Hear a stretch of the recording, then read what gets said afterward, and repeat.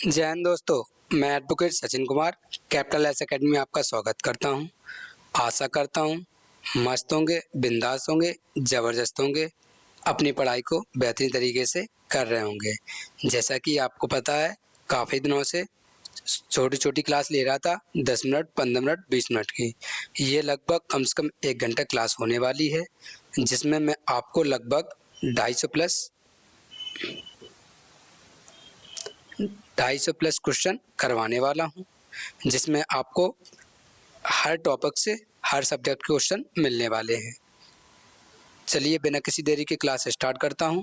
अगर आपको पीडीएफ चाहिए हो तो टेलीग्राम चैनल ज्वाइन कर लेना, कैपिटल एस एकेडमी के नाम से सर्च कर लेना, या डिस्क्रिप्शन में टेलीग्राम लिंक लगा हुआ है, वहाँ से ज्वाइन कर लेना। चलिए स्टार्ट करते हैं। निम्नलिखित में से किस गुप्त शासक को भारत का नेपोलियन कहा जाता है?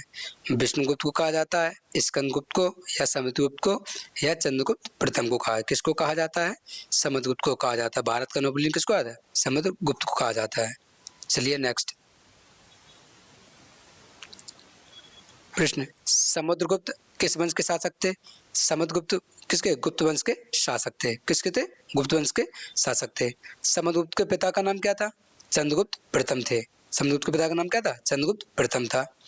समुद्रगुप्त की माता का नाम क्या था? इनकी माता का नाम था कुमारी देवी। समुद्रगुप्त की माता का नाम क्या था? कुमारी देवी।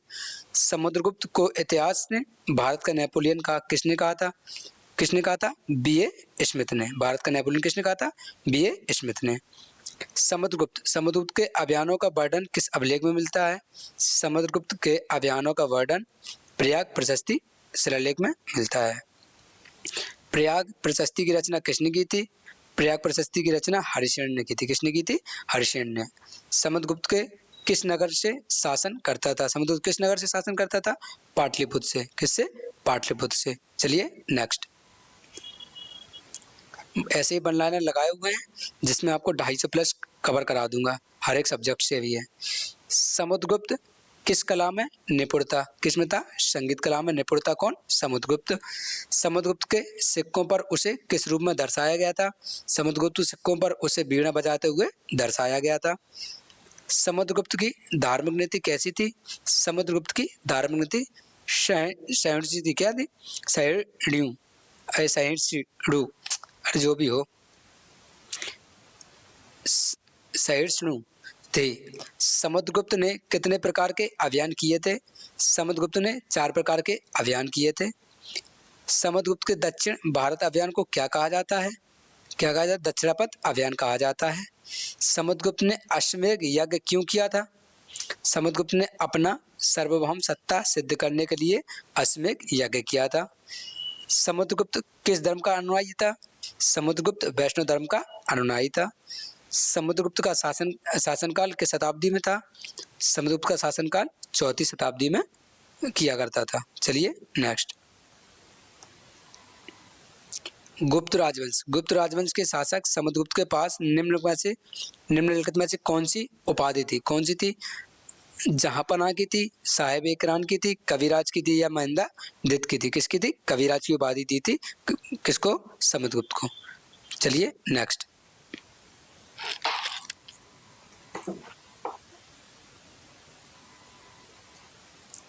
चंद्रगुप्त प्रथम भारत का प्रथम सम्राट था।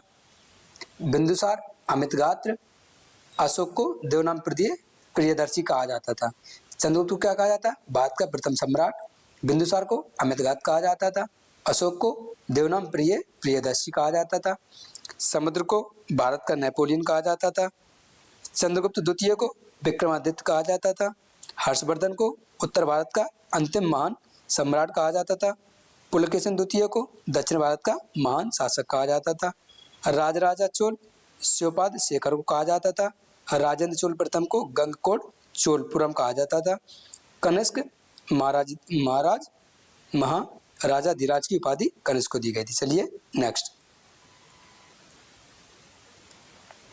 क्वेश्चन नंबर 3, निम्नलिखित में से कौन गुप्त वंश का पहला शासक था जिसने महाराजा धीराज की भव्य उपाधि धारण की थी? किसने की थी? स्कंदगुप्त ने, चंद्रगुप्त ने, चंद्रगुप्त प्रथम ने, या गुप्त ने किसने की थी? चंद्रगुप्त प्रथम ने महाराजा धीराज की उपाधि धारण की थी। दोस्तों क्या मैं इतना ये शेष जगह बचा तो जो अपनी मर्जी से याद आता जाए वो एक्सप्लेनेशन करा दूं? जैसे पीर पंजाल, जो भी याद आता जाएगा वो करवाता हूँ। पीर पंजाल, पीर पंजाल श्रृंखला, पीर पंजाल श्रृंखला कहाँ थी? जम्मू कश्मीर। कहाँ है? जम्मू एंड कश्मीर में। धौलाधर,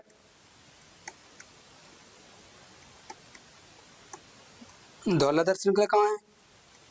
हिमाचल प्रदेश में। कहाँ है? हिमाचल प्रदेश में। नागटिब्बा, नागटिब्बा,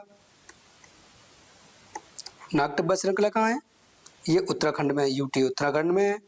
महाभारत, महाभारत, महाभारत श्रृंखला कहाँ है?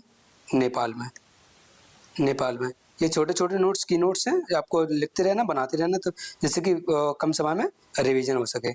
ये आपको पीडीएफ में नहीं मिलेगा। जैसे मारका घाटी, मारका घाटी कहाँ है? ये लद्दाख में, लद्दाख में। नुब्रा घाटी, नुब्रा घाटी ये भी लद्दाख में है। मलाड़ा, मलाड़ा दर्रा, मलाड़ा घाटी, मलाड़ा घाटी ये कहाँ है? ये भी हिमाचल प्रदेश में है। कहाँ है? हिमाचल प्रदेश में। स्पीति घाटी, स्पीति घाटी हिमाचल प्रदेश में। किन्नौर घाटी, किन्नौर घाटी, किन्नौर घाटी कहाँ स्थित है? हिमाचल प्रदेश में, हिमाचल प्रदेश में, हिमाचल प्रदेश में। फूलों घाटी, फूलों की घाटी उत्तराखंड, वैली ऑफ फ्लावर कहते हैं इसको। जौहर घाटी, जौहर घाटी उत्तराखंड। कहाँ है? उत्तराखंड में। और ज्यूको घाटी, क्या है? ज्यूको घाटी, ज्यूको घाटी कहाँ है? नागालैंड, नागालैंड, नागालैंड में। दोस्तों इस क्लास से आपको लगभग 4-5 क्वेश्चन 100% दिल्ली पुलिस के पेपर में या एमटीएस पेपर में मिलेंगे आपको। चलिए नेक्स्ट।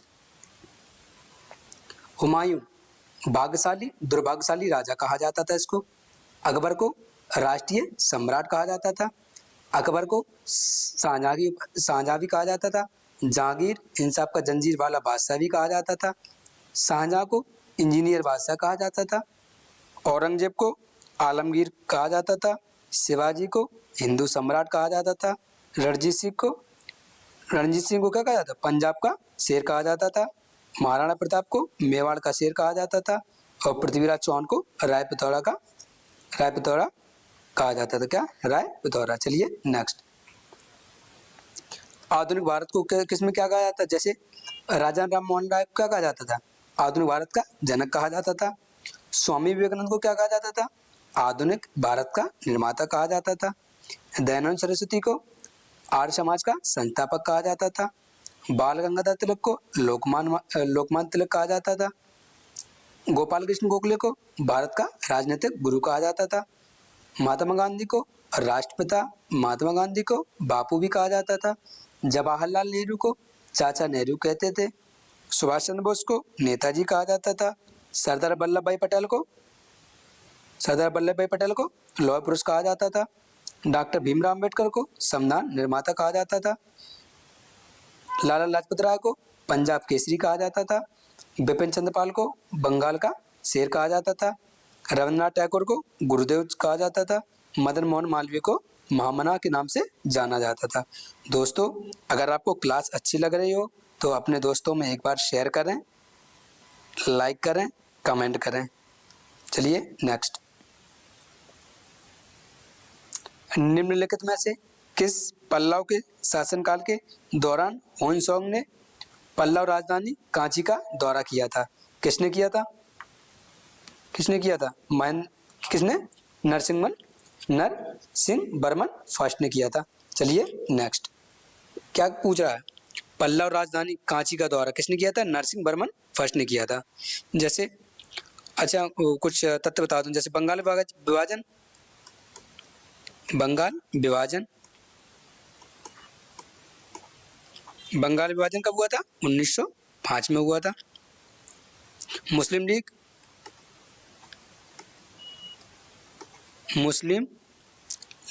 लीग का गठन मुस्लिम लीग का गठन कब हुआ था? 1906 में हुआ था। 1906 में हुआ था। सूरत अधिवेशन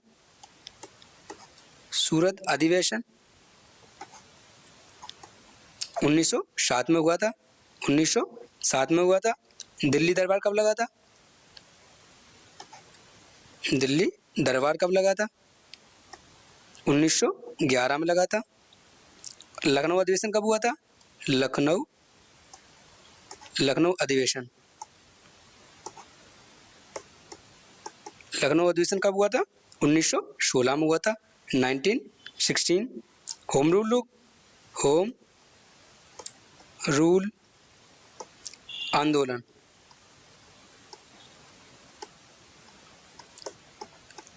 आंदोलन कब हुआ था? 1916 में ये भी हुआ था।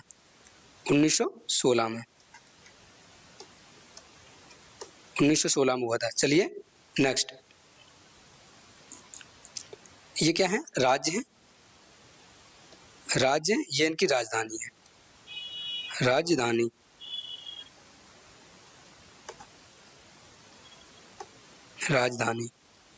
जैसे अंकी क्या थी? चंपा। अंक किसकी थी? चंपा थी। मगध की राजगृह है, बाद में पाटलिपुत्र कहा गया इसको, या बाद में पाटलिपुत्र बना दिया गया था।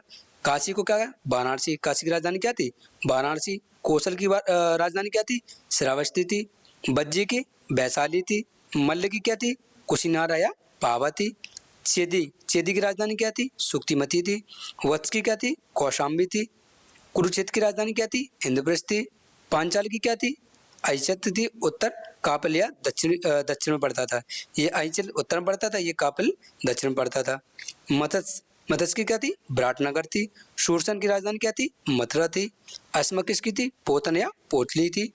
अवंती की राजधानी उज्जैनी थी, ये उत्तर में पड़ता है। महिष्मती ये दक्षिण में पड़ता है। गांधार तक्षशिला की राजधानी थी। और कंबोज की क्या थी? कंबोज की राजधानी क्या थी? राजपुर। चलिए नेक्स्ट, निम्नलिखित में से कौन हर्षवर्धन के शासनकाल में भारत आया था?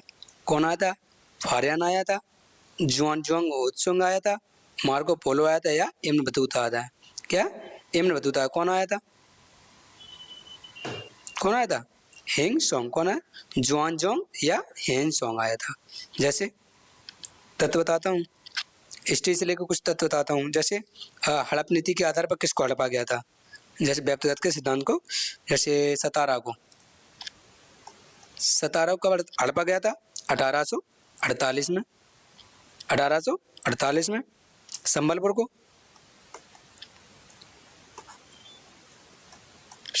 कब हड़पा गया था? 1849 में। बघाट को कब हड़पा गया था? 1850 में। 1850 में। उदयपुर को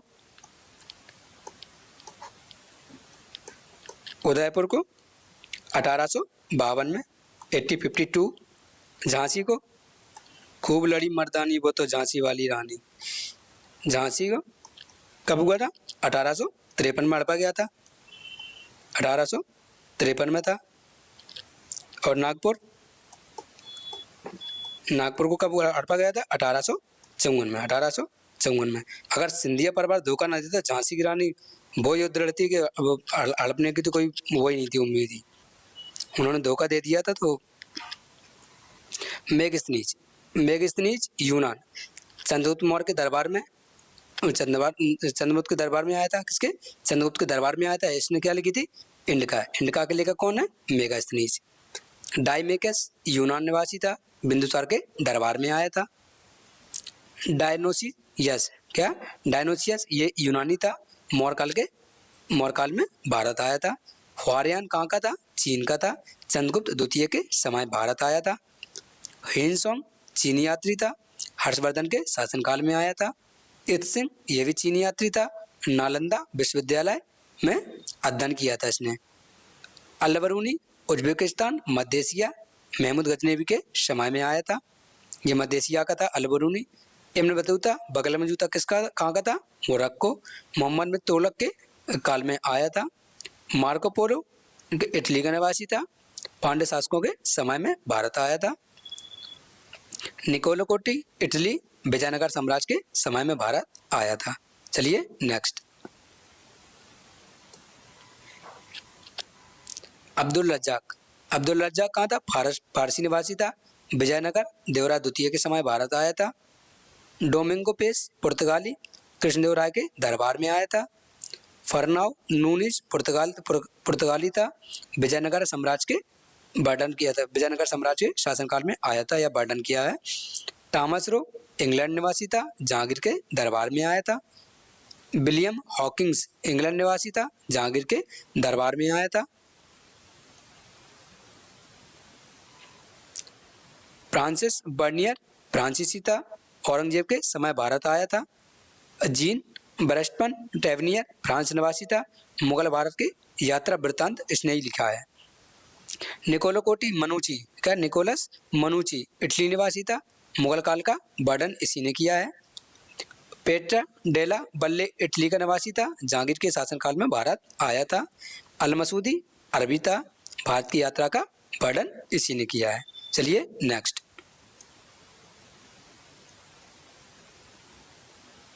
राजा हर्षवर्धन के संबंध में निम्नलिखित में से कौन सही नहीं है, कौन सही नहीं है। ऑप्शन ए, हर्षवर्धन ने लगभग 1400 ईसा पूर्व में शासन किया था। कौन सही नहीं है बताइए। ये सही है, हर्षवर्धन ने लगभग 1400 वर्ष पूर्व शासन किया था, ये सही है। जुआनजोंग ने हर्षवर्धन दरबारी में काफी समय बताया था, ये भी सही है। हर्षवर्धन के दरबारी कवि हर्षसेन नहीं थे। कौन नहीं थे, हरिसेन नहीं थे।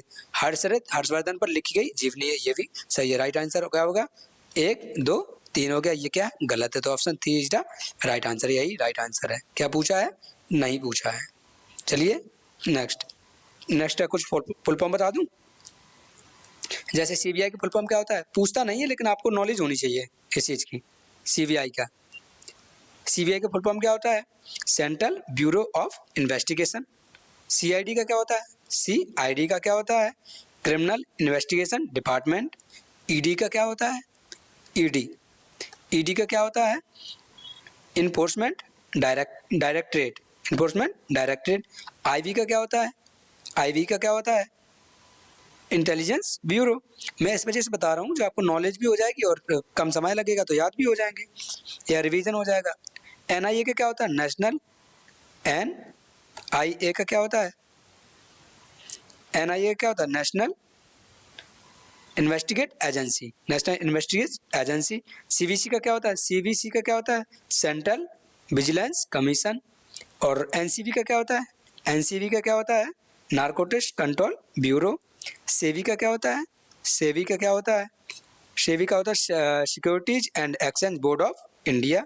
और नीति आयोग का क्या होता है, नीति का NITI। नीति आयोग का क्या होता है, national institution for transforming India. IRDAI का क्या होता है, इरडाई।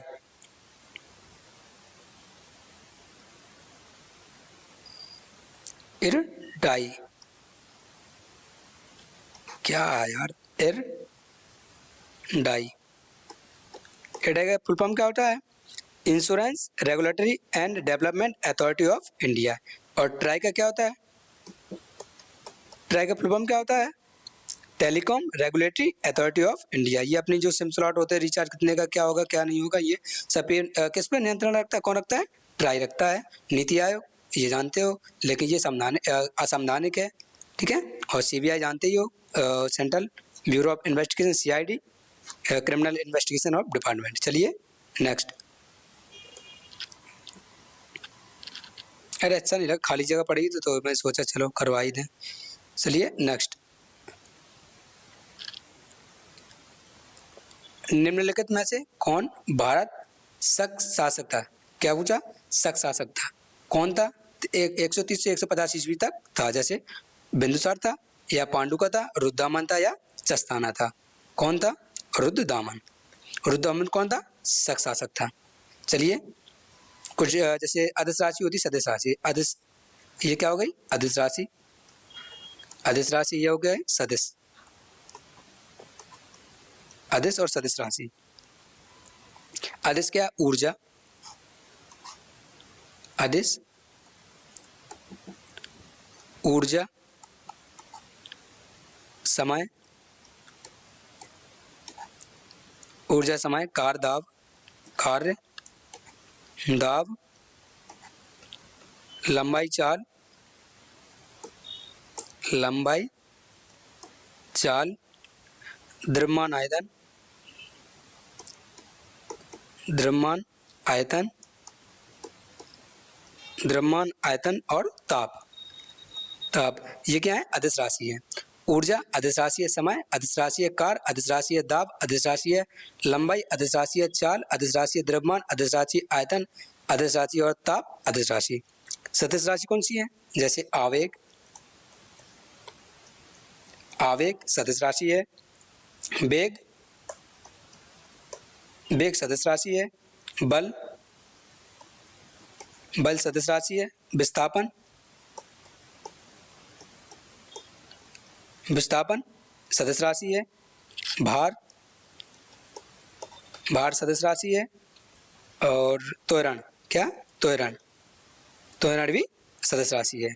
ये आपको सुपरफास्ट रिवीजन है, जिससे कि थोड़ा थोड़ा करके बहुत सारा हो जाएगा। चलिए नेक्स्ट, अभी उसमें साइंस भी पूछा जाएगा, करंट भी पूछेगा, सारे सब्जेक्ट पूछेगा, तो थोड़ा थोड़ा टच करके चल रहा हूँ, जो जो याद आता जा रहा है। चलिए नेक्स्ट, जैसे बिंदुसार किस वंश से संबंधित था? ये क्या है?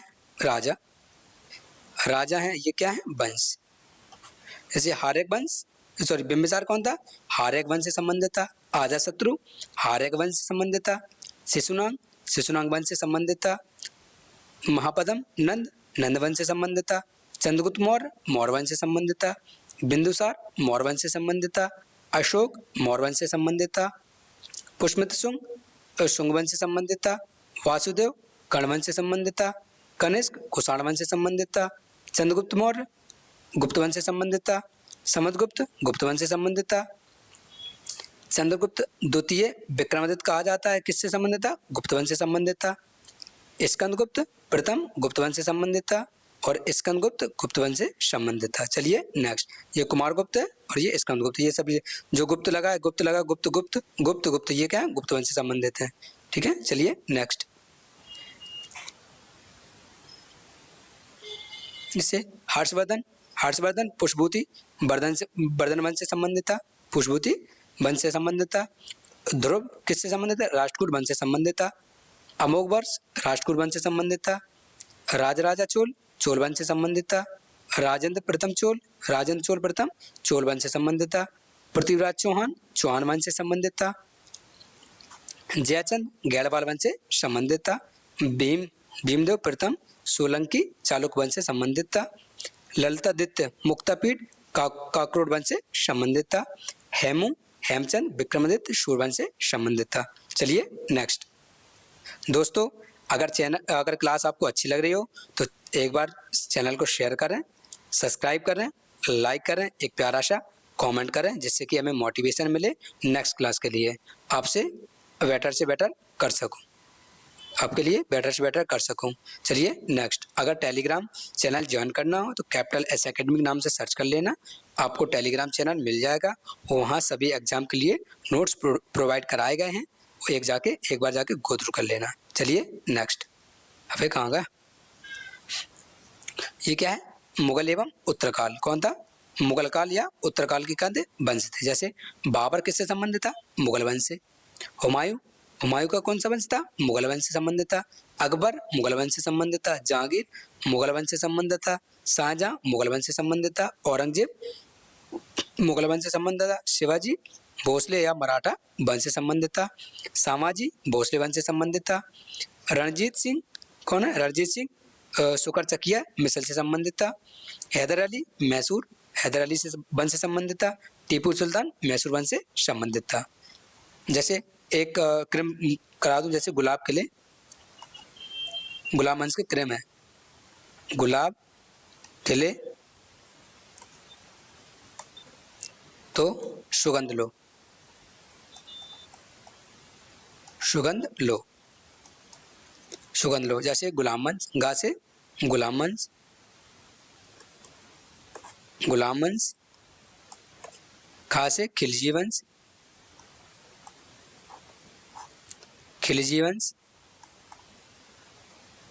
ता से तुगलक वंश, ता से तुगलक वंश, सा से शुंग वंश, शुंग वंश, ला से लोधी वंश, लोधी वंश। सबसे कम समय काल किनका था? लोधी वंश का था। चलिए नेक्स्ट,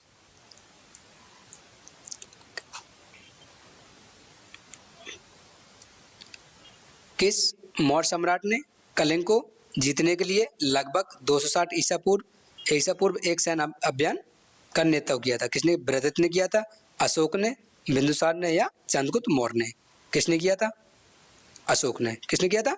अशोक ने। चलिए नेक्स्ट,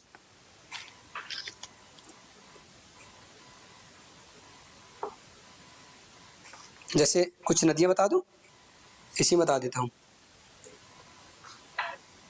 जैसे पंजाब हिमालय,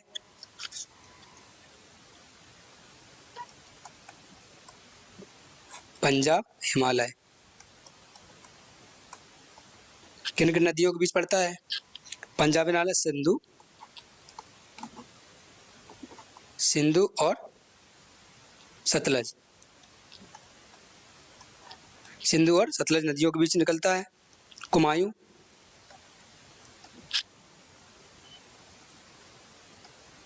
कुमायूं हिमालय, सतलज और काली, सतलज और काली, सतलज और काली के बीच में पड़ता है, बीच में स्थित है। नेपाल हिमालय, नेपाल हिमालय एक काली और तीस्ता के बीच, काली और तीस्ता के बीच, काली और तीस्ता के बीच। जैसे सिक्किम हिमालय कौन है? सिक्किम हिमालय,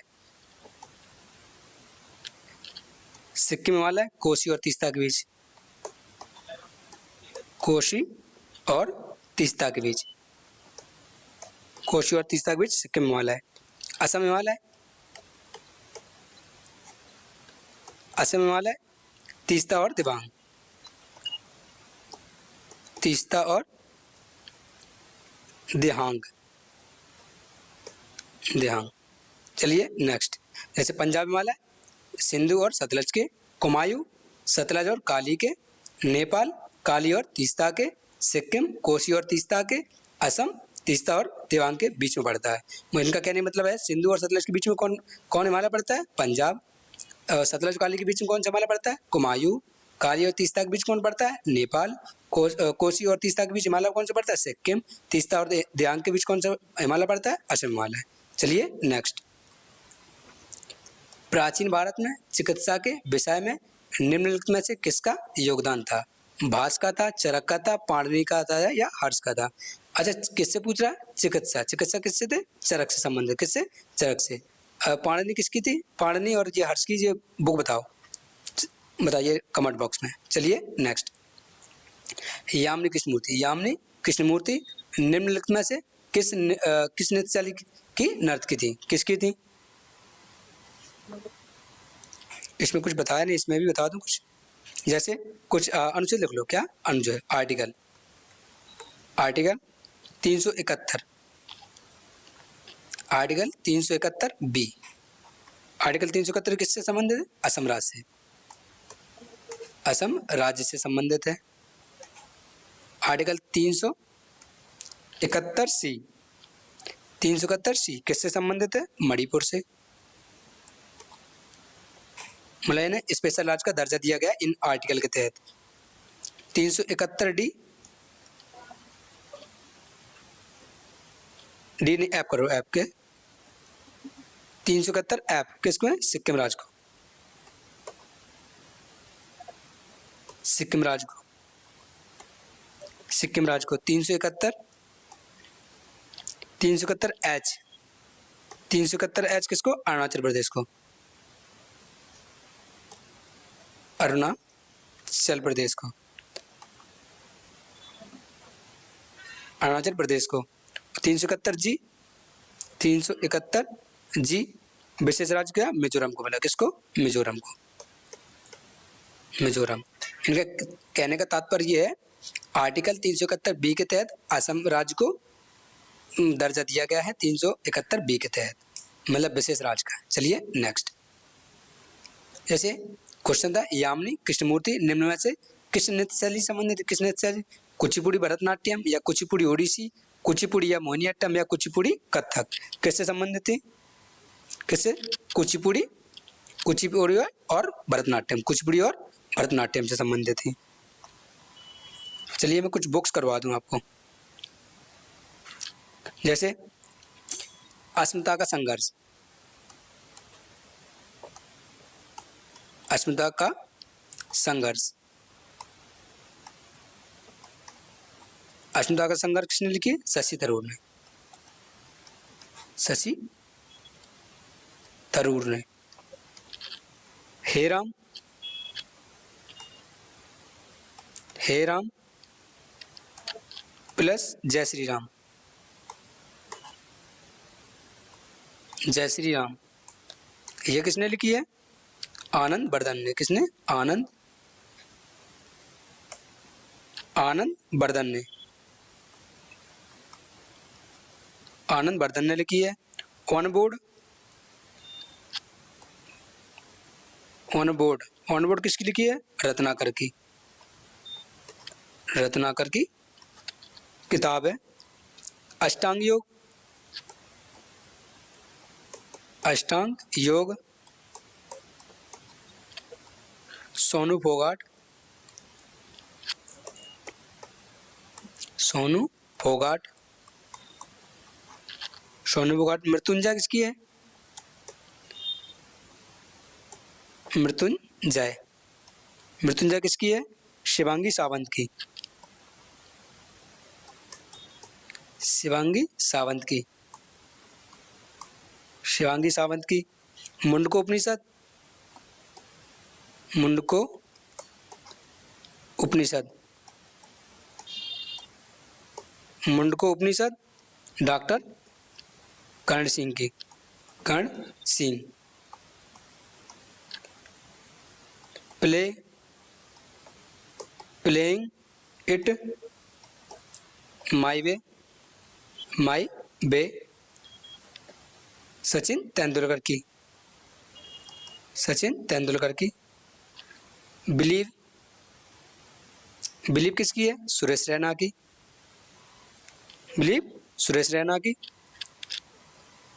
चलिए नेक्स्ट। ये क्या है? नित्य उत्पत्ति मुख्य पुनर्जीवित व्यक्ति ने किया है और प्रसिद्ध प्रेरणा स्रोत जो कि मतलब करते हैं। जैसे भरतनाट्यम, भरतनाट्यम नृत्य कहाँ का है? तमिलनाडु का है। इन्होंने पुनर्जीवित मतलब खत्म होने वाला होगा या इन्होंने दोबारा प्रचलित किया होगा, तो क्या है? ई कृष्ण अय्यर ने किया है और रुक्मणी देवी अरंडल ने किया था। इनके प्रसिद्ध व्यक्ति कौन कौन से थे? यामिनी कृष्णमूर्ति भरतनाट्यम से संबंधित हैं, लक्ष्मी विश्वनाथन भरतनाट्यम से संबंधित हैं, पद्मा सुब्रमण्यम भरतनाट्यम से संबंधित हैं, मृणाली साराभाई भरतनाट्यम से संबंधित हैं, मल्लिका, मल्लिका साराभाई भरतनाट्यम से संबंधित हैं। कुचिपुड़ी, कुचिपुड़ी कहाँ का है? आंध्र प्रदेश का है और रागिनी देवी इसके क्या है? पुनर्जीवित व्यक्ति हैं जिन्होंने पुनर्जीवित किया है। राधा रेड्डी या राजा रेड्डी कुचिपुड़ी, यामिनी कृष्णमूर्ति कुचिपुड़ी, इंद्राणी रहमान कुचिपुड़ी से संबंधित हैं। कथकली कहाँ का है? केरल का और पुनर्जीवित किया है BN मेनन ने। और गुरु कुंचीकुरु कहाँ के हैं? कथकली गोपीनाथन कथकली के।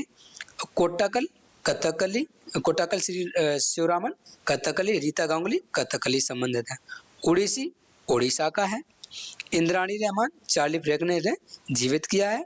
गुरु पंकज चरण दास ओडिसी, केलुचरण महापात्रा ओडिसी, सोनल मान सिंह ओडिसी, सोरेन लेवन ओडिसी और मरयाला बॉबी ओडिसी। चलिए नेक्स्ट।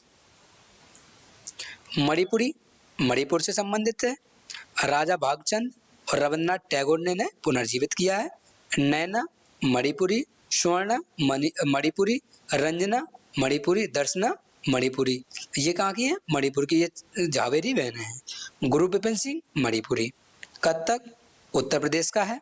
लेडी लीला शौकिया ने पुनर्जीवित किया है इसे। बिरजू महाराज कथक, लच्छू महाराज कथक, सीता सितारा देवी कथक, दमयंती जोशी कथक। क्षत्रिय कहाँ का है? असम का है। शंकर देव ने इन्हें दोबारा पुनर्जीवित किया है।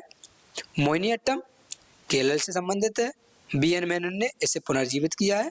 कल्याणी अम्मा कुट्टी ने इसको पुनर्जीवित किया है। सुनीता नायर मोहिनीअट्टम से संबंधित है। कलामंडलम मोहिनीअट्टम संबंधित है। कलामंडलम क्षमावती। माधुरी अम्मा मोहिनीअट्टम से संबंधित है। जयप्रभा मेनन मोहिनीअट्टम से संबंधित है। चलिए नेक्स्ट।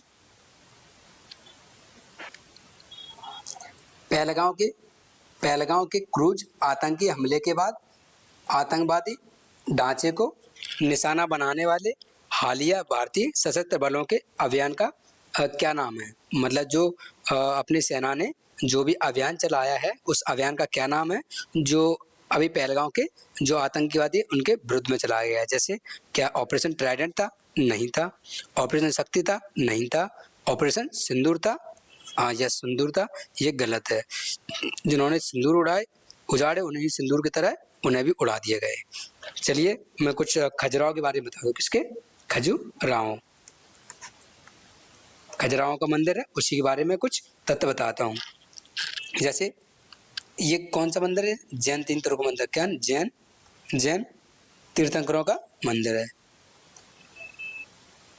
तीर्थंकरों का मंदिर यही है खजुराहो में।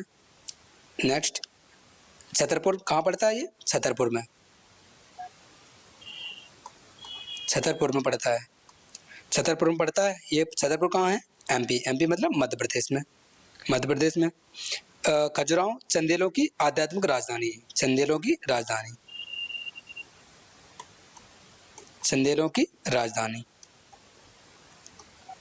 राजधानी हुआ करती थी। खजुराहो के मंदिर बनवाए किसने थे? चंदेलों ने। किसने? चंदेलों ने। खजुराहो के मंदिर किसने बनाए थे? चंदेलों ने बनवाए थे। और 64 योगिनी मंदिर कहाँ है? खजुराहो में। 64 योगिनी मंदिर है।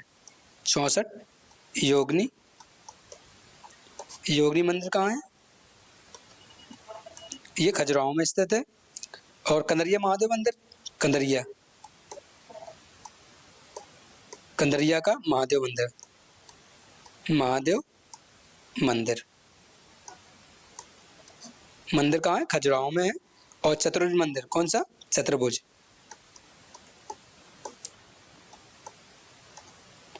मंदिर कहाँ है? ये भी खजुराहो में है। चलिए नेक्स्ट।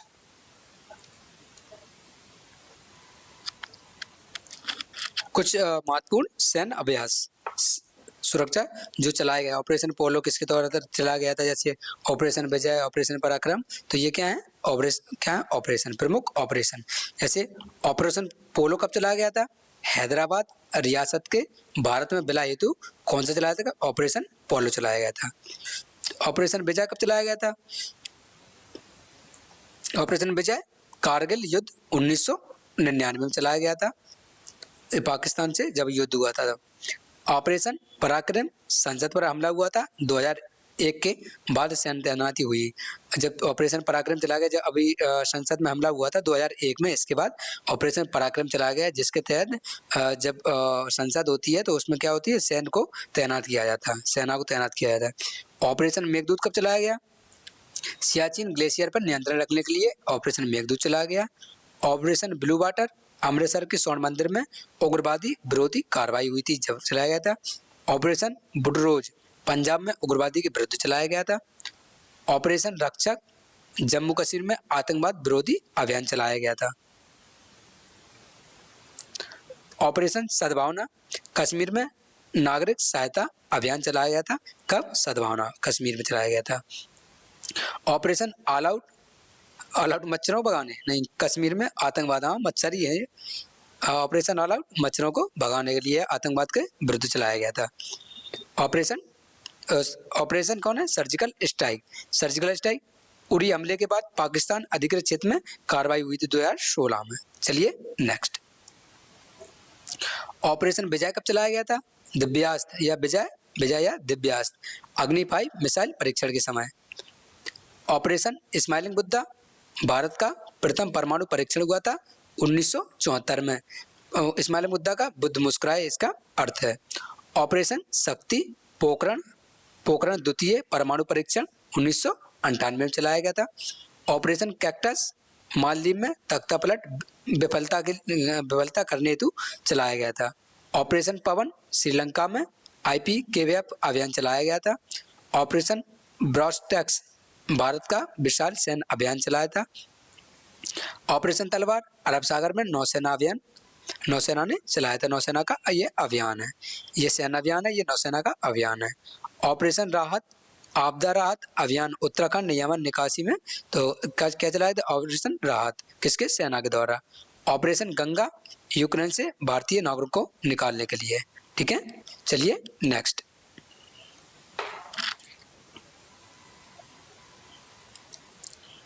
देवधर ट्रॉफी किस खेल से जुड़ी हुई है? किससे जुड़ी हुई है देवधर ट्रॉफी? किससे? शतरंज से, हॉकी से, फुटबॉल से या क्रिकेट से? किसकी जुड़ी है? क्रिकेट से। क्रिकेट से देवधर ट्रॉफी जुड़ी हुई है। कुछ बनारस के बारे में बताता हूँ। बनारस के बारे में बताऊं, जैसे रुद्राक्ष,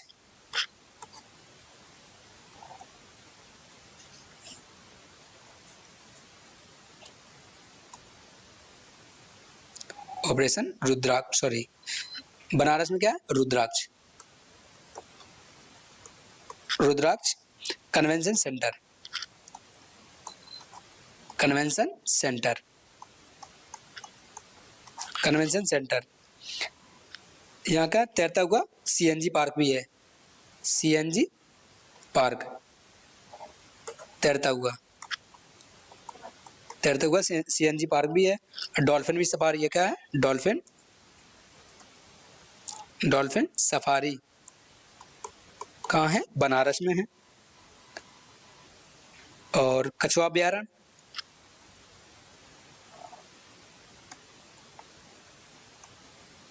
कछुआ अभ्यारण्य कहाँ है? बनारस में है। सबसे बड़ा मेडिटेशन सेंटर क्या है? मेडिटेशन सेंटर कहाँ है? सबसे बड़ा है, बिग। सबसे बड़ा मेडिटेशन सेंटर कहाँ है? बनारस में है। और सर्वेश्वर मंदिर कौन है? सर्वेद मंदिर, ये कहाँ है? बनारस में। चलिए नेक्स्ट,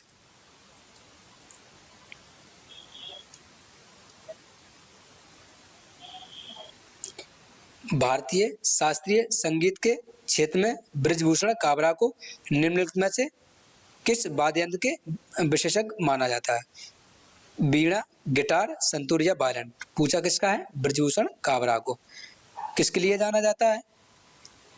किसके लिए? गिटार के लिए। किसके लिए? गिटार के लिए। चलिए नेक्स्ट, क्या कुछ बता ही दूं, जैसे फोर्ट विलियम कॉलेज, क्या है? Fort William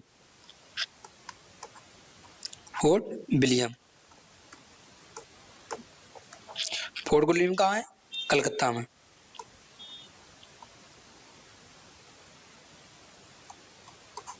fort William college कहाँ है? कलकत्ता में। फोर्ट सेंट जॉर्ज,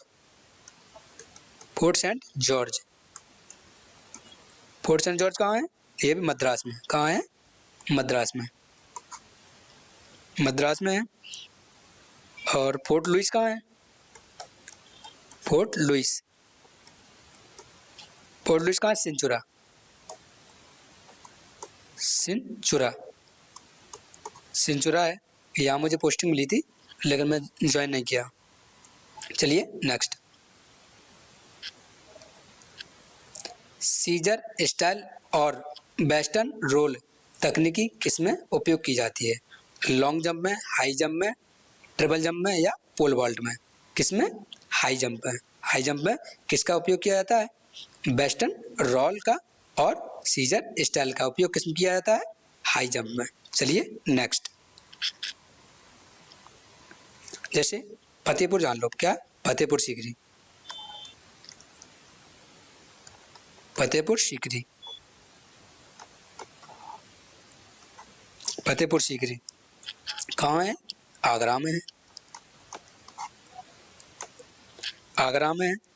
और 1571 में, 1571 में अकबर ने बनवाया था, अकबर ने बनवाया था। और जहांगीर का जन्म कहाँ हुआ था? जहांगीर का जन्म फतेहपुर सीकरी में हुआ था। राजधानी 1571 से 1585 तक रही है, 1571 से 1585 तक ये राजधानी रही है। विश्व विरासत स्थल है, ये क्या है? विश्व विरासत स्थल भी है। पंचमहल कहाँ है? फतेहपुर सीकरी, पंचमहल, पंचमहल फतेहपुर सीकरी में है। बुलंद दरवाजा कहाँ है? यहाँ बुलंद दरवाजा भी है, बुलंद दरवाजा कहाँ है? फतेहपुर सीकरी में। और अकबरी महल, अकबरी महल ये कहाँ है? फतेहपुर सीकरी में है। और जोधाबाई का महल यहाँ है, कहाँ है? जोधा, अरे जोधाबाई का महल कहाँ? फतेहपुर सीकरी में। चलिए नेक्स्ट, किस धारा के तहत कोई क्षेत्रीय परिवहन प्राधिकारी किसी आवेदन पर माल ढुलाई परमिट दे सकता है? ये किसका क्वेश्चन है? ये धारा का, किसका? धारा का, धारा क्वेश्चन है। भाई दिल्ली पुलिस हो, धारा पढ़ो ना, और मैं एडवोकेट होके आपको धारा पढ़ाऊँ ना, ऐसे कैसे हो सकता है? चलिए पढ़ा, जैसे किसमें है? धारा के तहत किस क्षेत्रीय परिवहन प्राधिकारी किसी आवेदन पर माल ढुलाई परमिट दे सकता है? किसमें दे सकता है? 70 में नहीं, 60 में नहीं, 77 में। किसमें? धारा 77 में ये परमिट माल ढुलाई, जैसे कि कोई सामान जाता है तो किसी परिवहन को क्या देता है? परमिट देता है कि हाँ आप माल ले जा सकते हो, उत्तर प्रदेश से मध्य प्रदेश में कहीं भी दिक्कत ना आने जाने में कोई समस्या ना हो। कुछ महत्वपूर्ण मैं धारा लाया हूँ, एक बार में आप एक नज़र देख लीजिए, जो आपके यूपीएसआई में भी बहुत काम आने वाले हैं। जब यूपीएसआई आएगा तो मैं एडवोकेट हूँ, तो मैं कानून का अच्छा जानकार भी हूँ, तो मैं कम समय में ज़्यादा से ज़्यादा आपको मूल विधि के क्वेश्चन प्रोवाइड करा दूंगा। एक बार पढ़ के चले जाना, आपको हूबहू क्वेश्चन यूपीएसआई में मिल जाएंगे। चलिए नेक्स्ट, जैसे धारा, ओ भाई साहब बिल्कुल ना देखोगे का? धारा 34 समान उद्देश्य से किया गया अपराध। समान उद्देश्य से मतलब अपराध किया गया किसी समान उद्देश्य से, छोटा मोटा काम तो वो अपराध कर देते तो वो हो जाता है। जैसे धारा 107 दुष्प्रेषण, दुष्प्रेषण के मतलब किसी को मार दिया है, कुछ कर दिया, तो मतलब बुरी कोई भावना दिखा रहा है, उस तरीके से क्या है। धारा 120 आपराधिक षड्यंत्र, अपराध करने के षड्यंत्र बना रहे हो तो क्या लगेगा? धारा 120 बी के तहत आपको कार्रवाई की जाएगी। धारा 124 ए क्या है? राजद्रोह, राज्य से अगर द्रोह करोगे तो राजद्रोह लगेगा 124 ए के तहत। धारा 141 गैरकानूनी सभा, गैरकानूनी सभा इकट्ठे, जैसे लड़के होते हैं बहुत सारे कट्टे तमंचे लेके बैठे और सारे लड़कों को बुलाते हैं, ये क्या था? गैरकानूनी था। तो उसके अगर कार्रवाई करेंगे तो कुछ धारा 141 के तहत इसमें कार्रवाई की जाती है। धारा 144 निषेधाधिकार, जैसे किसी चीज़ का निषेध किया गया वही काम आप कर रहे हैं। जैसे आपने देखा होगा और गेस्ट हाउस वगैरह में पोस्टर चिपके होते हैं कि ऐसा काम ना करें, फायरिंग मत करें, अब आज्ञा से थाना प्रभारी। अब वो क्या है? एक अपराध है, अगर वही करोगे तो धारा कैसी लगी? धारा 144 लगेगी।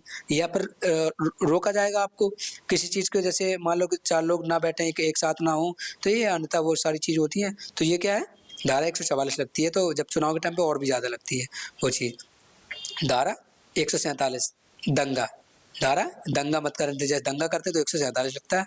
धारा 148 घातक हथियार से दंगा करना, जैसे लठ होता है, तलवार होती है, कट्टा, तमंचा, बंदूक है, बहुत सारी चीज़ें, ये क्या है घातक हथियार है, तो इनसे अगर करोगे तो क्या धारा 148 लगेगी।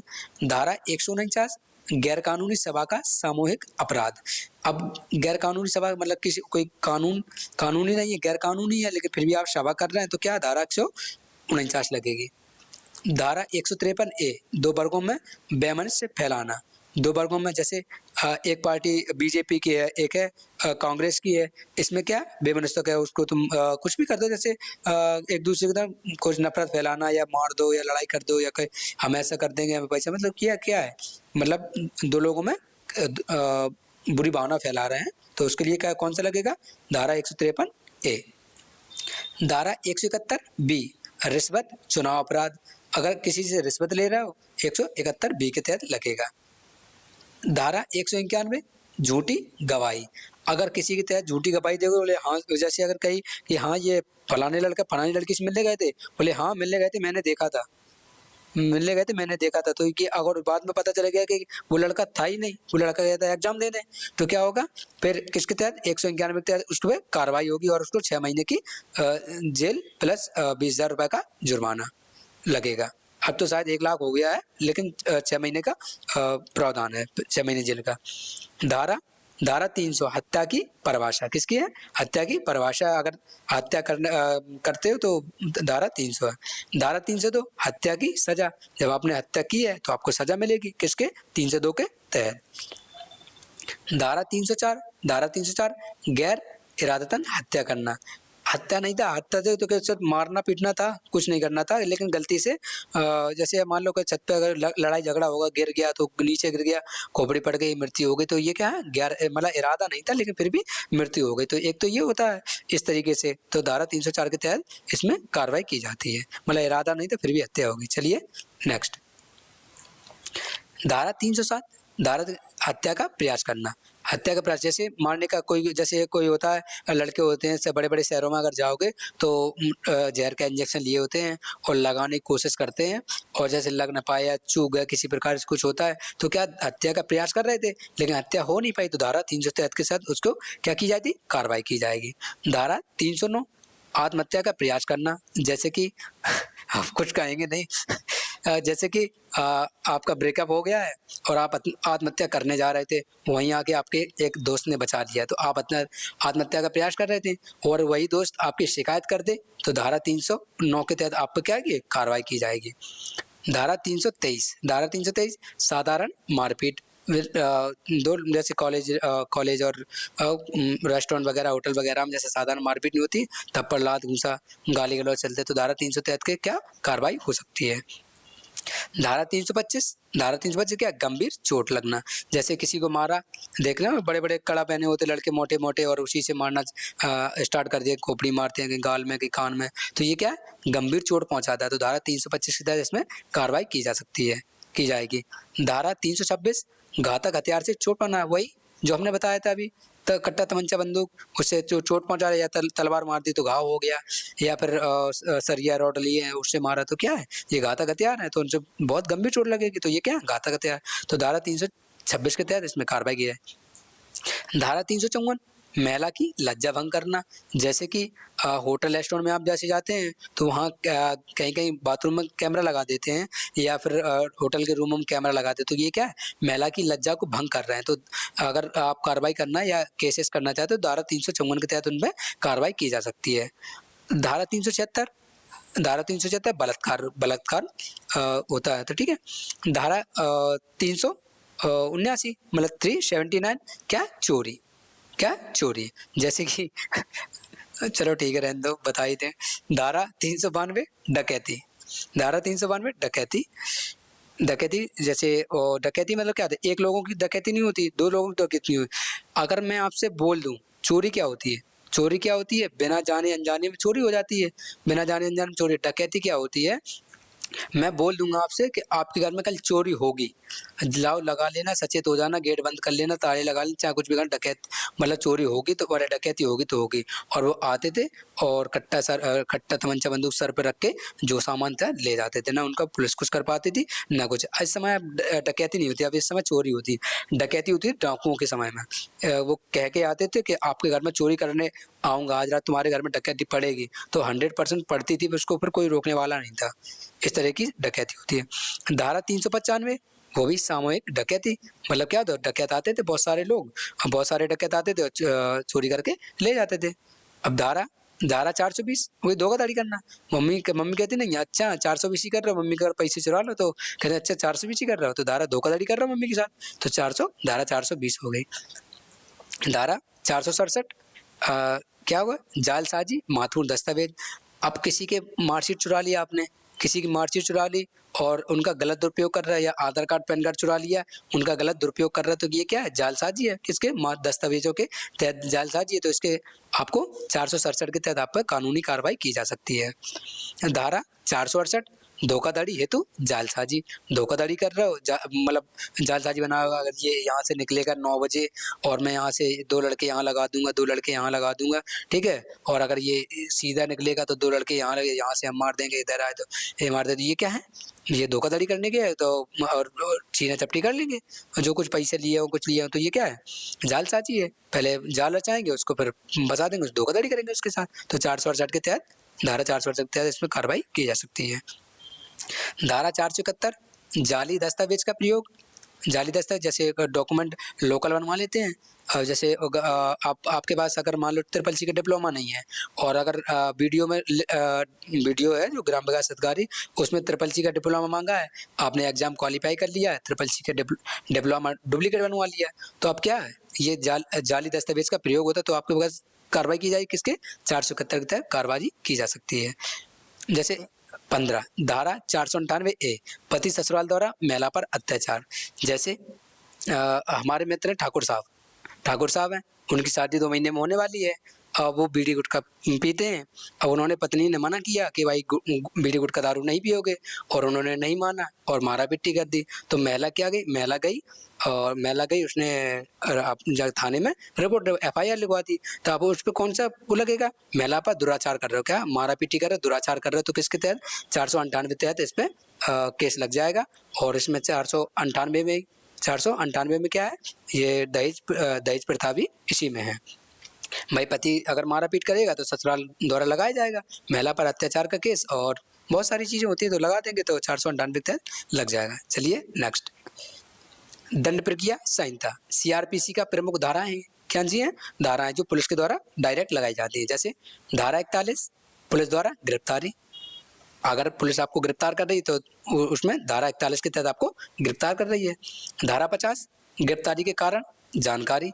धारा 50 में क्या है, अगर आपको गिरफ्तार किया है तो आपको जानकारी दी जाएगी कि हम आपको इस पर्पज से, आपने ये मतलब गुनाह किया है, इस पर्पज से आप गिरफ्तार करके ले जा रहे हैं। यह संज्ञेय होगा तो आपको हथकड़ी लगाएंगे, जब ज़्यादा संज्ञेय होगा तो आपको हथकड़ी लगाएंगे, नहीं तो साधारण तरीके से आपको ले जाएंगे। जरूरी नहीं है कि अगर साधारण बिल्कुल आपने वो नहीं किया है तो आपको फिर भी हथकड़ी ले गए। जब संज्ञेय अपराध किया, जैसे मर्डर किया हो और ज़्यादा ही कुछ संज्ञेय किया हो, जिससे कि समाज में बहुत सारी विपदाएं फैलती हैं, तो उस तरीके से तो आपको हथकड़ी लगा के ले जाएंगे, नहीं अन्यथा आपको साधारण तरीके से गाड़ी में बैठने के लिए कहेंगे और आप बैठ जाएंगे तो आराम से ले जाएंगे, तो आपको हथकड़ी नहीं लगाएं। जब आप जबरन भागने की कोशिश करेंगे या किसी प्रकार से हाथापाई करने की कोशिश करेंगे, तब आपको हथकड़ी लगा के ले जाएंगे, नहीं अन्यथा धारा 50 के तहत है गिरफ्तारी के कारण, और मतलब आराम से जाइए, ले जाएंगे आराम से। तो धारा 57 के तहत 24 घंटे में मजिस्ट्रेट के साथ पेश करना होता है। अगर आपको गिरफ्तार किया गया तो 24 घंटे में आपको क्या करना होगा, मजिस्ट्रेट के सामने पेश करना होगा। अगर 24 घंटे के अंदर अगर नहीं करते हैं तो आपको वहां से बाइज्जत बरी कर दिया जाएगा। धारा अगर नहीं करते हैं तो आप पुलिस वाले पकड़ के ले गए हैं तो थाने पे केस भी कर सकते हैं आप। धारा 144 आज्ञा लागू करने की शक्ति। जैसे किसी अगर धारा 144 लगा रहे हैं कि मना कर रहा है किसी चीज को, जैसे 4 लोग आपको 4 लोगों को, जैसे ये चुनाव की प्रक्रिया है तो आपको 4 लोगों को एक साथ नहीं रहना है, तो आपको मना कर रहे हैं, क्या कर रहे हैं, निषेध कर रहे हैं, तो यही शक्ति उनके पास है किसके, कानून के पास शक्ति है। धारा 161 पुलिस द्वारा बयान, पुलिस द्वारा बयान कि हमने इतने समय पकड़ा है और इस मतलब अपराध में पकड़ा है, तो सारी जानकारी 161 के तहत पुलिस वाले देंगे। धारा 164 मजिस्ट्रेट के समक्ष बयान है। अगर धारा 164 के तहत कहाँ दोगे, मजिस्ट्रेट के समक्ष मतलब सामने बयान दोगे कि साहब हमने ये ऐसा नहीं किया, ये चीज़ें सारी चीज़ें बताएंगे और मजिस्ट्रेट अपने हिसाब से फिर अपने आगे की कार्रवाई पूरी करेगा। धारा 167 पुलिस रिमांड और न्यायिक हिरासत। न्यायिक हिरासत मतलब हिरासत में भी आपको न्याय मिलेगा, और पुलिस रिमांड है, जब पुलिस पूछताछ करती है तो 167 के तहत पूछताछ भी करती है और रिमांड पे भी ले सकती है। अगर नहीं बताओगे सीधे सीधे तो बढ़िया हड्डी तोड़ी भी जाएंगी। धारा 173 के तहत चार्जशीट बनाई जाती है। चार्जशीट फाइल, चार्जशीट क्या होती है, चार्जशीट होती है जो भी आपने गुनाह किए हैं या किस अपराध में है, क्या है क्या नहीं है, सारा डिटेल ब्यौरा उसी मिलेगा, वो चार्जशीट कहलाती है। चलिए नेक्स्ट। आशा करता हूँ ये सारी धाराएं आपको समझ में आई होंगी और थोड़ा बहुत कानूनी जानकारी भी आपको मिली होगी। जैसा कि आपको पता है शॉर्ट वीडियो बना रहा था छोटी छोटी 10-15 मिनट की, तो आज मैंने लॉन्ग क्लास लेने की कोशिश की है जिसमें आपको लगभग 200-250-300 क्वेश्चन कराने की कोशिश की है। तो आप जुड़े रहिएगा, देखिए बाकी और भी क्लासें बनाई हुई हैं, एक बार आप वहाँ जाइए, विजिट कीजिए, पढ़ाई कीजिए, टेलीग्राम चैनल से PDF पढ़िए और पढ़ाई को एंजॉय कीजिए। चलिए नेक्स्ट। मोटर वाहन अधिनियम कब आया था, 1988 में, धारा 60 के तहत। केंद्र सरकार ने संबंधित वाहनों को पंजीकरण से संबंधित है। मोटर वाहन अधिनियम 1988 कौन सा है, वाहनों के पंजीकरण से। पंजीकरण मतलब क्या, जो नंबर प्लेट होती है तो उनका क्या पंजीकरण करना होता है, तो इसी संबंधित है। धारा 60 है, 1988 में इसको लागू किया गया था।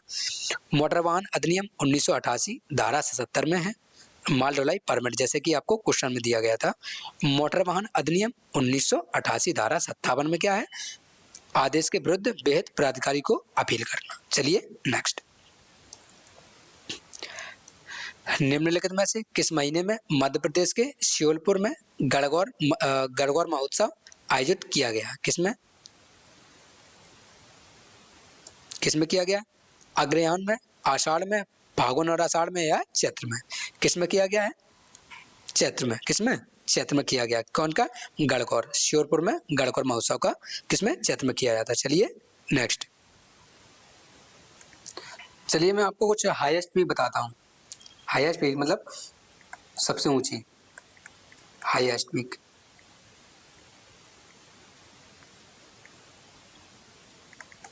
हाईएस्ट पीक, ठीक है, समझ लेना अपने हिसाब से, मैं जो बोल रहा हूँ बस उसको सुनना। जैसे विश्व की सबसे ऊंची चोटी कौन सी है, विश्व की सबसे ऊंची, mount Everest. Mount Everest, mount Everest. Asia की, एशिया की सबसे ऊंची, ये भी माउंट एवरेस्ट। माउंट एवरेस्ट कहाँ पड़ती है, हिमालय में,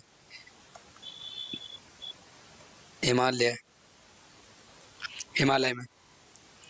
नॉर्थ अमेरिका की, नॉर्थ अमेरिका की, नॉर्थ अमेरिका कौन है, माउंट डेनाली। कौन सी है, माउंट डेनाली, माउंट डेनाली या मैकले, मैकाले। साउथ अमेरिका की, साउथ अमेरिका की, साउथ अमेरिका कौन सी, एकांगुआ, एकांगा गोवा, एकांगा गोवा, एकांगो गोवा। ये कहाँ पड़ती है, एंडीज पर्वत में, एंडीज पर्वत में। और यूरोप की, यूरोप की हाईएस्ट पीक कौन सी है, mount Elbrus, mount Elbrus, Elbrus, mount Elbrus. और अफ्रीका की, अफ्रीका की सबसे ऊंची, mount Kilimanjaro, mount Kilimanjaro. Kilimanjaro, mount Kilimanjaro. Australia की, ऑस्ट्रेलिया, ऑस्ट्रेलिया कौन सी? माउंट कोशियस को, माउंट कोशियस को, कोशियस को, माउंट कोशियस को। और अंटार्कटिका की, अंटार्कटिका, अंटार्कटिका की सबसे ऊंची चोटी कौन सी है? Mount Wilson massive. ये हरकत करने लगा board, mount Wilson, Wilson massive, massive. चलिए नेक्स्ट, 1998 में भरतनाट्यम नृत्यांगना प्रियदर्शी गोविंद सिंह को निम्नलिखित में से कौन सा पुरस्कार दिया गया था? टैगोर रत्न, कलईमा मणि या नित्य चूड़ामणि, कालिदास सम्मान। क्या दिया गया था?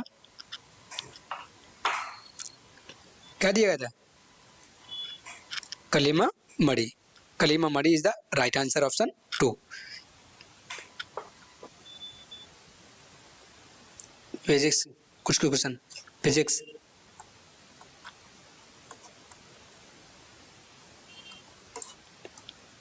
फिजिक्स के पिता किसको कहा जाता है? न्यूटन को। फिजिक्स के पिता न्यूटन को कहा जाता है। भारत का न्यूटन किसे कहा जाता है? भारत का न्यूटन किसको? ब्रह्मगुप्त को, ब्रह्मगुप्त को कहा जाता है, ब्रह्मगुप्त को कहा जाता है। भारत का आइंस्टीन, भारत का आइंस्टीन, भारत का आइंस्टीन किसे कहा जाता है? नागार्जुन को, नागार्जुन को, नागार्जुन को।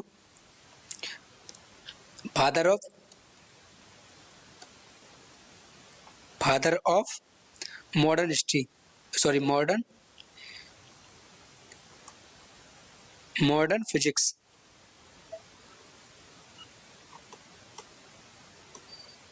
फिजिक्स, मॉडर्न फिजिक्स, इसको कहना आइंस्टीन को, आइंस्टीन को कहा जाता है, आइंस्टीन कहा जाता है। और आधुनिक फिजिक्स के,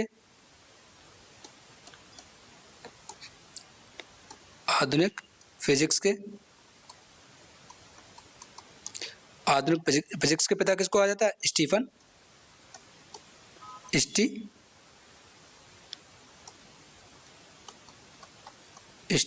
क्रिप्स। कौन है? Stephen Hawkins. किसको? हॉकिंग्स को कहा जाता है, हॉकिंग्स को कहा जाता है। चलिए नेक्स्ट, देश में कहाँ कहाँ और कौन सी मस्जिद से लेकर क्या क्या विवाद है वो छोड़िए, लेकिन आप ये जान लीजिए कौन सी मस्जिद है बस, और कहाँ मस्जिद है। जैसे कुब्बत और इस्लाम मस्जिद कहाँ है? दिल्ली में। अटाला मस्जिद कहाँ है? जौनपुर में है। ज्ञानवापी मस्जिद कहाँ है? वाराणसी में है। अदीना मस्जिद कहाँ है? मालदा में है। बीजा मंडल मस्जिद कहाँ है? विदिशा में है। विदिशा कहाँ पड़ता है? एमपी में। कमल मेला मस्जिद कहाँ है? धार में है। जामा मस्जिद कहाँ है? अहमदाबाद में है। जामी मस्जिद कहाँ है? पाटन में है। ताजमहल कहाँ है? आगरा में है। शाही ईद मस्जिद कहाँ है? मथुरा में है। चलिए नेक्स्ट, बटरफ्लाई और फ्री स्टाइल शब्द किससे संबंधित है? तैराकी से, तीरंदाजी से, भारोत्तोलन से या कुश्ती से? किससे संबंधित है? किससे संबंधित है? तैराकी से। बटरफ्लाई और फ्री स्टाइल किससे? तैराकी से संबंधित है। जैसे डबल ड्रॉप,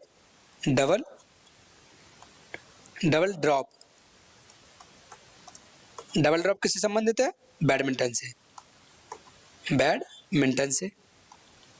बैडमिंटन से। और ड्रिबल क्या है? ड्रिबल या ड्रिबलिंग, ड्रिबलिंग किससे संबंधित है? बास्केटबॉल से, और बैकलाइन बॉल्क, बॉल्क लाइन, ये किससे संबंधित है? बिलियर्ड से, बिलियर्ड से, बिलियर्ड, बिलियर्ड से संबंधित है। और कॉन ऑफ स्विंग, कॉन, कॉन ऑफ swing,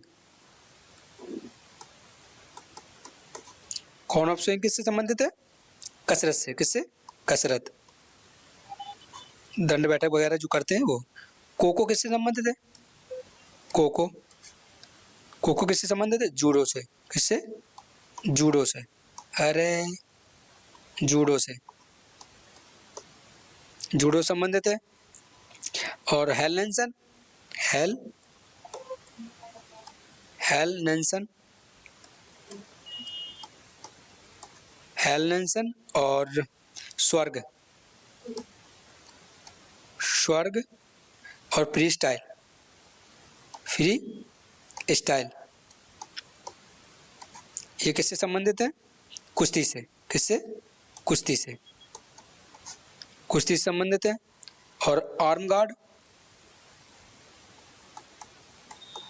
arm guard, arm guard, anchor, anchor, drawing, drawing, किलकर, किलकर किससे संबंधित है? तीरंदाजी से, तीरंदाजी, तीरंदाजी से संबंधित है। और एक स्ट्रोक, एक सेंट्रिक, एक सेंट्रिक, एक सेंट्रिक, इमोस और डोम्स और अवधिकरण का है? अवधि, अवधिकरण, अवधिकरण ये किससे संबंधित है? भारोत्तोलन से, भारोत्तोलन से, भारोत्तोलन से। चलिए नेक्स्ट, गरीबी हटाओ का नारा निम्नलिखित में से किस पंचवर्षीय योजना का काल में दिया गया था? किस पंचवर्षीय योजना के काल में गरीबी हटाओ का नारा दिया गया था? 5वीं पंचवर्षीय योजना में, या तृतीय पंचवर्षीय योजना में, चौथी पंचवर्षीय योजना में, या छठी पंचवर्षीय योजना में? किस में दिया गया था? 5वीं पंचवर्षीय योजना में गरीबी हटाओ का नारा दिया गया था।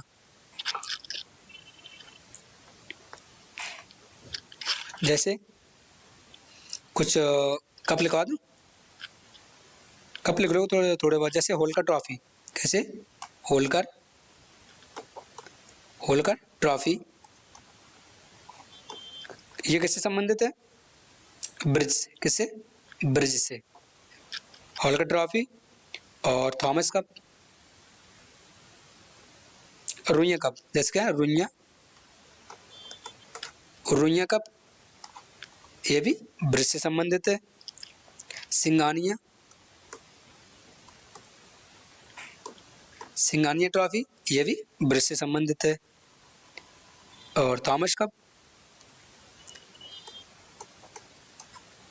थॉमस कप, थॉमस कप किससे संबंधित है? ओबेर, ओबेर कप और सुंदी रमन कप, सुधी रमन, रमन कप, ये किससे संबंधित है? बैडमिंटन से, बैडमिंटन से, बैडमिंटन से संबंधित है ये भी और ये भी। दोस्तों मैंने पूरी कोशिश की है, आपको यहाँ से 4-5-6 क्वेश्चन गारंटी 100% मिलेंगे दिल्ली पुलिस के एग्जाम देना। आप अगर मैसेज करेंगे तो मैं करंट अफेयर के 200 क्वेश्चन, बढ़िया क्वेश्चन करवा दूंगा, 200 क्वेश्चन। जैसे एजा कप, एजा कप किससे संबंधित है? एजा, एजा कप किससे है? पोलो से, एजा कप पोलो से। राधा मोहन कप,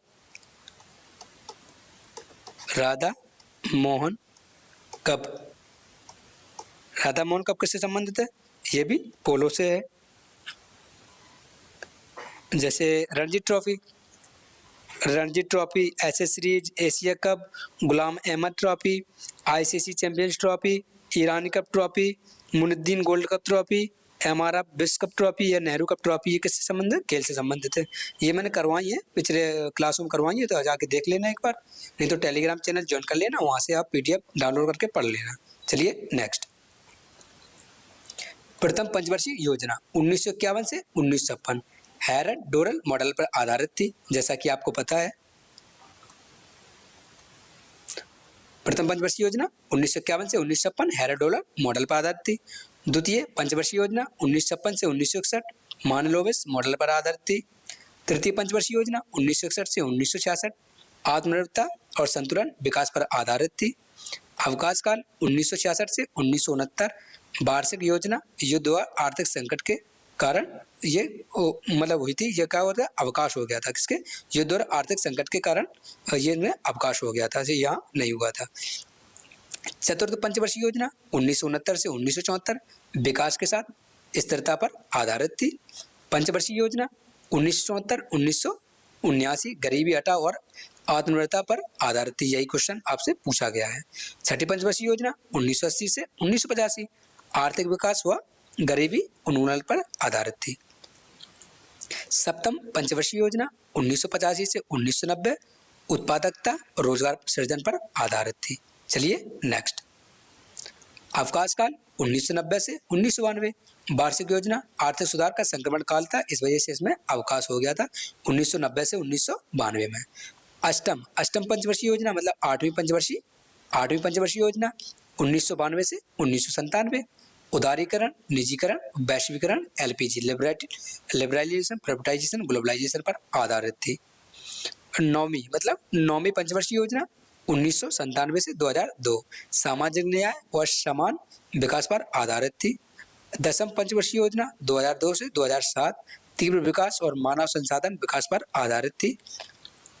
एकादश पंचवर्षीय योजना 2007 से 2012 समावेशी विकास पर आधारित थी। और द्वादश मतलब ये 10वीं है, ये 11वीं है और ये 12वीं है। द्वादश मतलब 2 और 10, 12वीं है कितना 2012 से 2017 तीव्र सतत और समावेशी विकास पर आधारित थी। 2017 में पंचवर्षीय योजना समाप्त हो गया था, फिर नीति आयोग आया था। चलिए नेक्स्ट, इसका रिवीजन करा दो एक बार। प्रथम पंचवर्षीय योजना 1951 से 1956।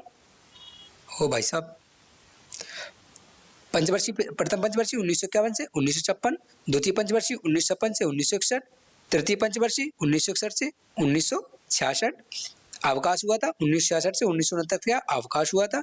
चतुर्थ पंचवर्षीय 1969 से 1974, पंचम पंचवर्षीय मतलब पांचवी पंचवर्षीय 1970 से 1979, छठवीं पंचवर्षीय 1980 से 1985, सातवीं पंचवर्षीय योजना 1985 से 1990। अवकाश का था 1990 से 1992, आठवीं पंचवर्षीय 1992 से 1997, नौवीं 1997 से 2002, दसवीं पंचवर्षीय 2002 से 2007, एकादश पंचवर्षीय योजना 2007 से 2012 और द्वादश मतलब 12वीं पंचवर्षीय योजना 2012 से 2017। दोस्तों, अगर आपको हमारी मेहनत अच्छी लग रही हो तो एक बार चैनल को शेयर करें, सब्सक्राइब करें, लाइक करें, एक प्यारा सा कमेंट करें, जिससे कि हमें मोटिवेशन मिल सके। अगर PDF अगर डाउनलोड करनी है तो टेलीग्राम चैनल ज्वाइन कर लेना, आपको वहाँ PDF मिल जाएगी। चलिए नेक्स्ट, भारतीय संविधान का कौन सा अनुच्छेद देवनागरी लिपि में हिंदी को संघ की राजभाषा के रूप में मान्यता देता है? अनुच्छेद 141, 342, 341, 342 या 343 या 344 कौन देता है? जैसे अनुच्छेद 44 में क्या है?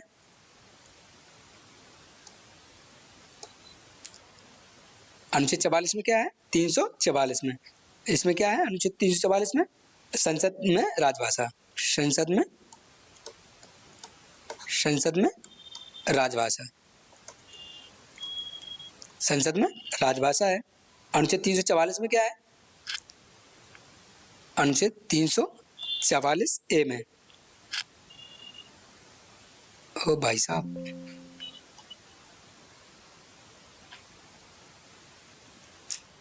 फर्स्ट में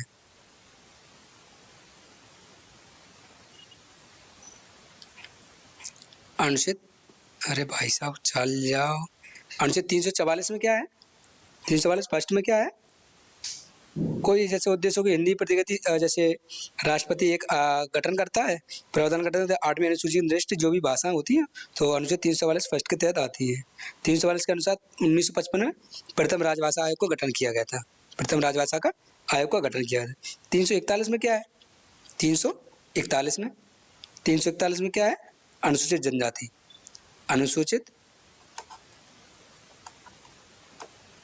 अनुसूचित जाति, अनुसूचित जाति। 342 में क्या है? 342 में अनुसूचित जनजाति, अनुसूचित जनजाति, अनुसूचित जनजाति। चलिए नेक्स्ट। निम्नलिखित में से किस खेल में बसालत जाट ट्रॉफी से संबंधित है? बैडमिंटन, क्रिकेट, ब्रिज या पोलो? किससे संबंधित है? किससे संबंधित है? ब्रिज से। किससे है? ब्रिज से। Right answer option 3। कौन है? बसालत जाट ट्रॉफी, क्रिकेट, ब्रिज से। चलिए नेक्स्ट। सर लिखवाई थे कुछ। चलिए क्लास बड़ी हो गई है। न्यूलैंड का अष्टक नियम का पालन किसने किया?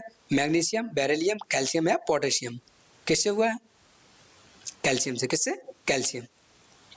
कौन करता है? कैल्शियम पालन करता है। न्यूलैंड का अष्टक नियम कौन पालन करता है? कैल्शियम। चलिए नेक्स्ट।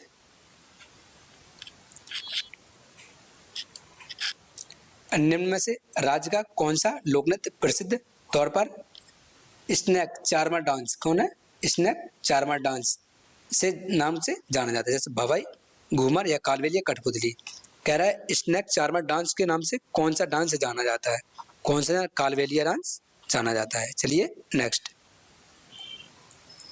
भारत में विधायी शक्तियों को 3 सूचियों में विभाजित किया गया है, जो संघ सूची, राज्य सूची और कौन सी सूची? संवर्ती सूची। कौन सी? संवर्ती सूची है। चलिए नेक्स्ट। संघ सूची में क्या आता है? संघ सूची। संघ सूची में क्या आता है? और राज्य सूची में क्या आता है? राज्य सूची में, संवर्ती सूची में। जैसे संघ सूची में क्या आता है? रक्षा, रक्षा, विदेशी मामले, विदेशी मामले, विदेशी मामले, परमाणु ऊर्जा, परमाणु ऊर्जा, परमाणु ऊर्जा और रेलवे, रेलवे। राष्ट्रीय महत्व में विषय शामिल क्या है? राष्ट्रीय महत्व के विषय शामिल हैं। राज्य सूची में क्या आता है? पुलिस, पुलिस की राज्य होती है, जैसे यूपी पुलिस, एमपी पुलिस। तो पुलिस, पुलिस, सार्वजनिक,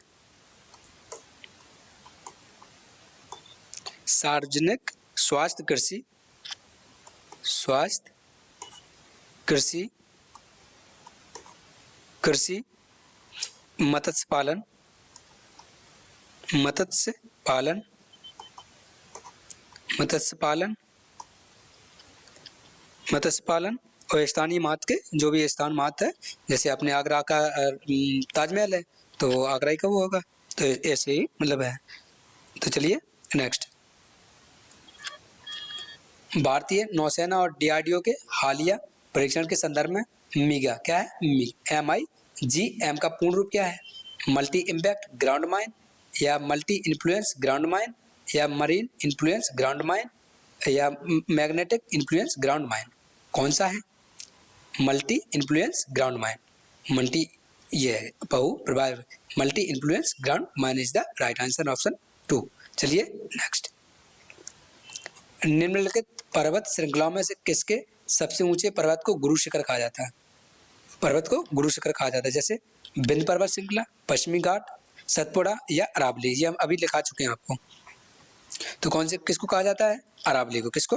अरावली। अरावली पर्वत श्रृंखला को किसके नाम से? गुरु शिखर के नाम से जाना जाता है। चलिए नेक्स्ट। जैसे ये क्या है? पर्वत, उच्चतम बिंदु, हाईएस्ट पीक, और किस राज्य में है? ये है अरावली। कहाँ है? गुरु शिखर राजस्थान में, सतपुड़ा धूपगढ़ धूपगढ़ मध्य प्रदेश। पश्चिमी घाट अनामुडी की सबसे ऊंची है, केरल। विंध्य पर्वत की सबसे ऊंची चोटी कलुमार चोटी, मध्य प्रदेश में। पूर्वी घाट की सबसे ऊंची चोटी कर्माकोंडा, आंध्र प्रदेश में है। नीलगिरी की सबसे ऊंची चोटी डोडा बेट्टा, तमिलनाडु में है। पूर्वी हिमालय कांगड़ू घाटी अरुणाचल प्रदेश में है, और नागा हिल्स घाटी माउंट सारामती नागालैंड में है। चलिए नेक्स्ट, शोषमंद्रम कल्पक्कम क्रमशः किसके लिए महत्वपूर्ण है? किसके लिए महत्वपूर्ण है? जल विद्युत परमाणु ऊर्जा के लिए, या ताप विद्युत परमाणु ऊर्जा के लिए, और परमाणु ऊर्जा जल विद्युत ऊर्जा के लिए, सौर परमाणु परमाणु ऊर्जा किसके लिए है? जल विद्युत और परमाणु के लिए। किसके लिए? जल विद्युत परमाणु ऊर्जा के लिए ये है। शिवसमुद्रम और कल्पक्कम किसके लिए? शिवसमुद्रम जल के लिए है और कल्पक्कम किसके लिए है? ऊर्जा के लिए है। वाटर आ गया तो वाटर वे राजमार्ग का जलमार्ग लिखवा, जलमार्ग जलमार्ग और कहाँ से कहाँ तक, कहाँ से कहाँ तक। जैसे जलमार्ग फर्स्ट, जलमार्ग नंबर 1, जलमार्ग नंबर 1 ये कहाँ से है? प्रयागराज से, प्रयाग से हल्दिया तक, प्रयाग से हल्दिया तक। वाटरवे मार्ग नंबर 2, जलमार्ग कौन सा है? 2, जलमार्ग कौन सा? 2 सादिया से डुबरी तक, सादिया से डुबरी तक। कहाँ तक? डुबरी तक। और नेशनल वाटरवे नंबर का 3 नंबर का ये कहाँ है? कोल्लम से कोट्टपुरम, कोल्लम से कोट्टापुरम,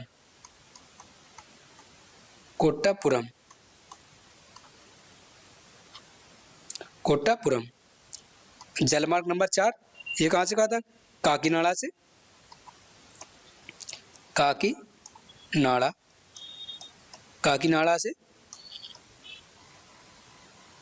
से मरक्का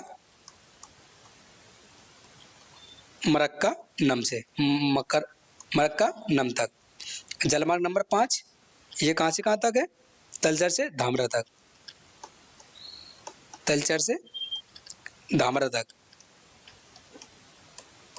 धामरा तक। और जलमार्ग नंबर 6 क्या है? लखीमपुर से भागा तक, लखीमपुर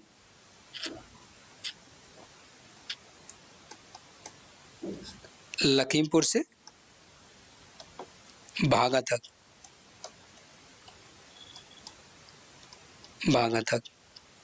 चलिए नेक्स्ट,